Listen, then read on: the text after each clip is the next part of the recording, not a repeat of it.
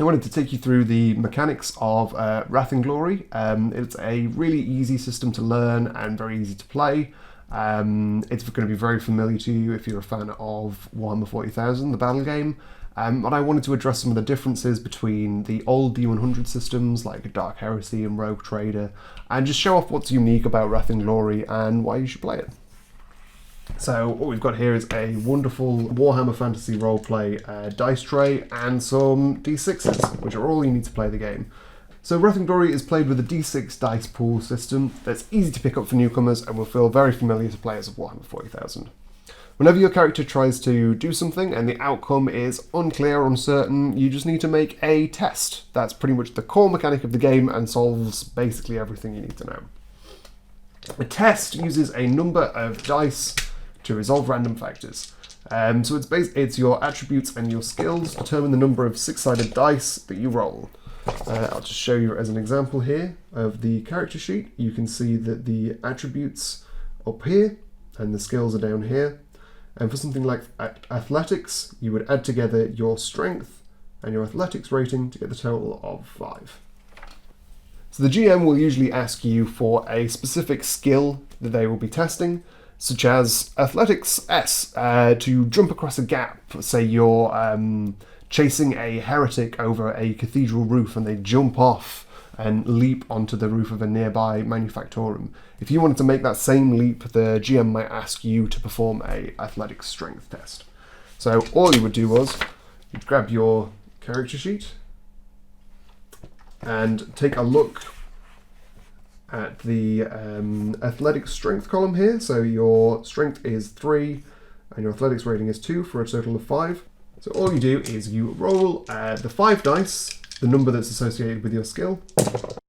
Every dice that you roll that lands on a 4 or a 5 counts as 1 icon. Every dice that you roll that lands on a 6 counts as 2 icons. It's sometimes called an exalted icon.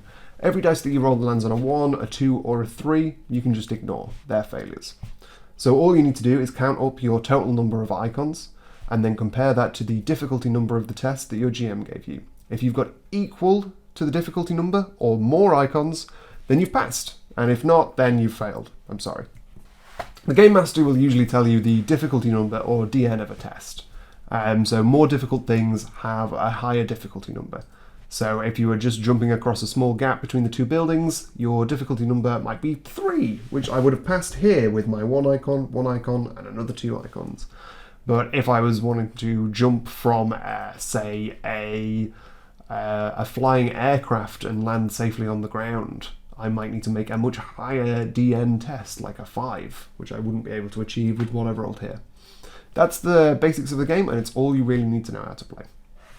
You can see that if you have a higher skill or an attribute, you'll be rolling more dice, which means you have a greater chance to succeed. One of the unique currencies in Wrath and Glory are the Wrath points. Now you earn Wrath points through good role playing, and you also start every game with a couple of Wrath points. You can spend your personal points of Wrath to influence the outcomes of tests and change the world itself in your favour. So if you fail the test that you really need to succeed on, like I have here, I've rolled a lot of 1s and 2s and 3s. What I could do was I could spend a point of Wrath, and then I could take all the 1s and 2s and 3s and re-roll them, hopefully getting a better result. You can also spend a point of Wrath to make a narrative declaration. So essentially, if you're maybe in a Voidcraft Bay and a bunch of orcs come over and attack you, you could say, is that a barrel of promethium over there that I could shoot that would explode all of the orcs? And you would spend a point of Wrath and then just add that into the game. Just change something about the narrative, whatever you want. As long as the GM agrees to it, you can be telling the story together. Your supply of Wrath dice is unique to you, and everyone at the table will have their own supply of Wrath. But glory points are shared between every single player. Now, what you can do with glory is you can spend it before you make a test to add a bonus dice. So say if I was only rolling 2 measly dice on a test and I really wanted to succeed, what I might do is I might ask the group if I could spend maybe 3 points of glory so that I was rolling a more respectable 5 dice. You can also spend your glory in combat. After you've hit someone, you can spend a glory to increase the amount of damage that you've done. You can also spend a glory to seize the initiative and make sure you go first before your opponent. And finally, you can spend glory when you achieve a critical hit to make sure that it is appropriately gory and you get the result that you want.